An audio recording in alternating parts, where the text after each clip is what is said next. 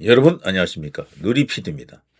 자, 내란 관련 수사를 총지휘했던 특검 조은석이 에, 그동안의 수사 결과를 이제 발표했죠. 그 발표한 내용 전체가 굉장히 많은데 다른 건 제가 다 일단 논외로 하고요. 이 사람이 이제 그 발표한 내용 중에 가장 충격적인 게 두 개가 있습니다. 그 하나가요. 윤석열 대통령이 왜 12.3 계엄을 선포했느냐. 그 당시 우리는 뭐 아프리카의 어떤 나라가 그 하루 뒤에 무슨 또 선거가 있고 개표가 있고 그렇기 때문에 그것을 막기 위해서 그렇게 했다라고 우파 유튜브 통해서 그런 내용들이 많이 알려졌죠.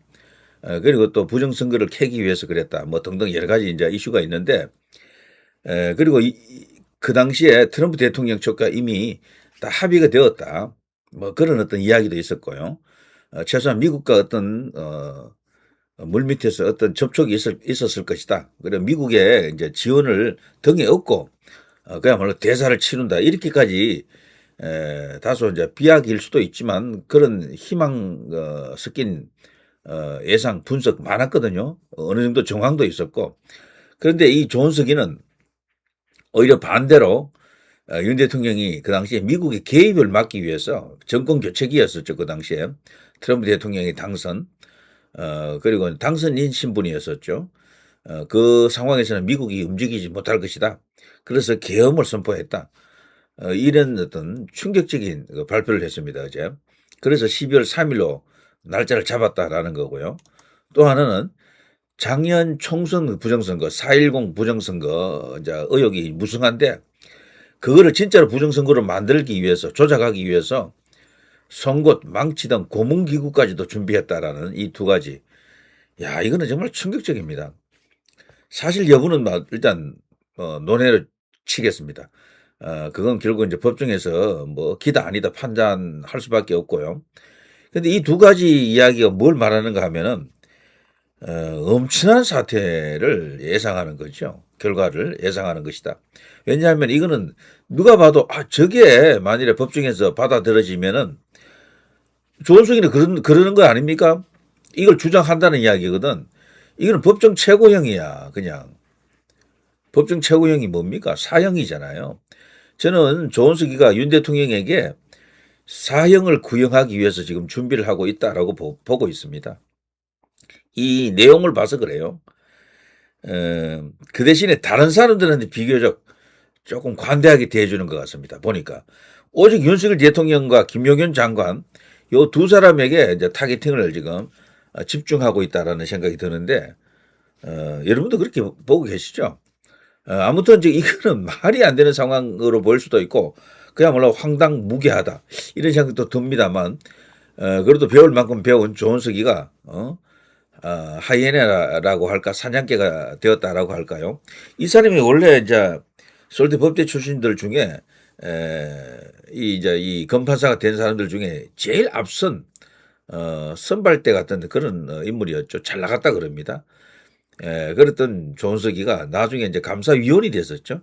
윤석열 대통령 때 감사위원으로서 여러 번 논란을 일으킨 논란의 주인공입니다. 태클을 계속 걸었다라고 할까. 자, 이 사람이 발표한 내용 중에 이제 그걸 조금 보면요. 지난해 4월 국회의원 선거 결과가 반국가 세력에 의해서 장악되었다. 뭐 그런 어떤 주장이 있습니다. 윤석열 대통령도 계엄 선포한 그 배경에는 그것이 들어 있었을 것이다라고 이제 볼 수 있는 그런 정황도 있었고요.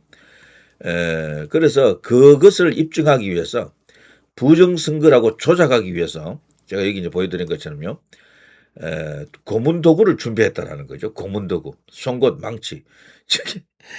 저 진짜 이거는 완전히 얼척없는 이야기다.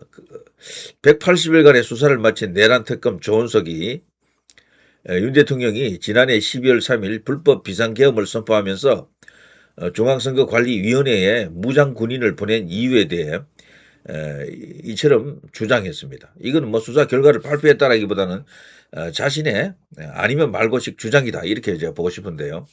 특검은 윤 전 대통령이 비상계엄 선포의 명분 중 하나라고 주장했던 부정선거 의혹 수사에 대해 국가정보원과 행정안전부 등으로부터 부정선거로 보기 어렵다라는 보고를 여러 차례 받은 상황에서 이것도 우리가 그동안은 인지하지 못한 내용이잖아요.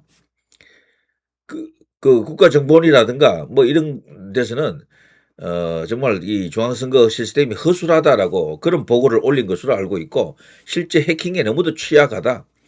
북한에서 수도 없이 그걸 두드리고 있다.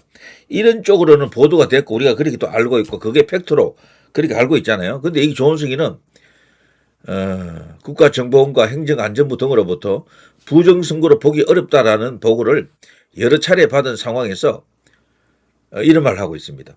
이게 만일에 거짓이면은 국가정보원과 행정안전부에서 뜻 있는 이들은 이거 명예훼손으로 걸어야 됩니다. 조은석이를 고발해야 돼요.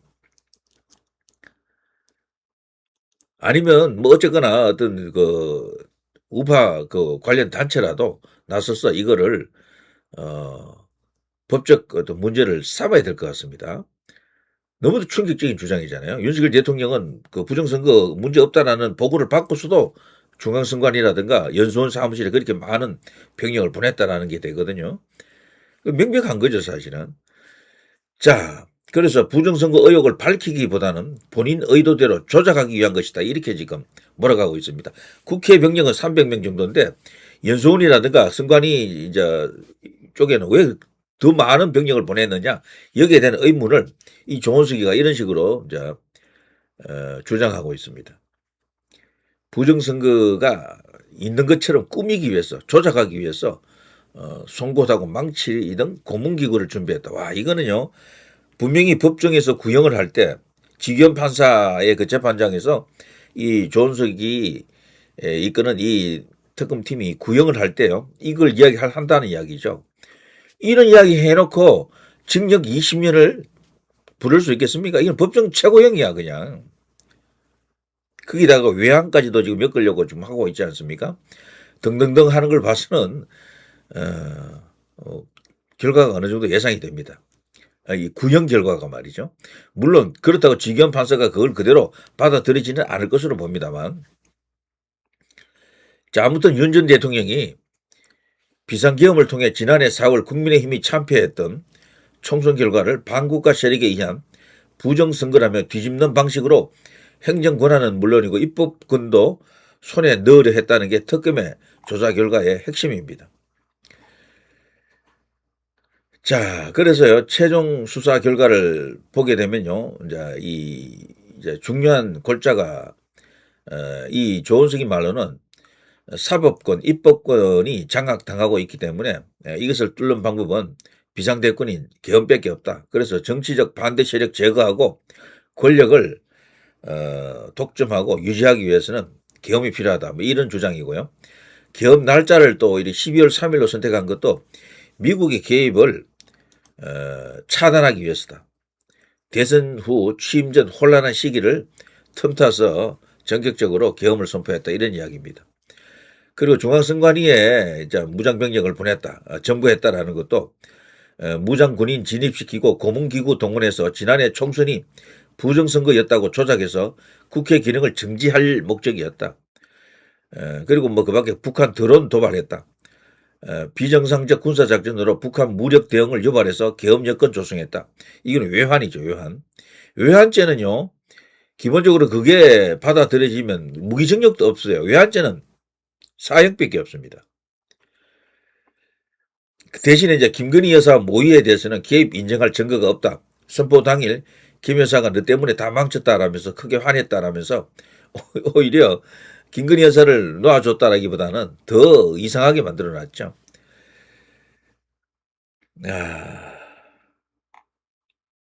자, 이번에 내란 특검이 모두 27명, 27명을 기소했습니다.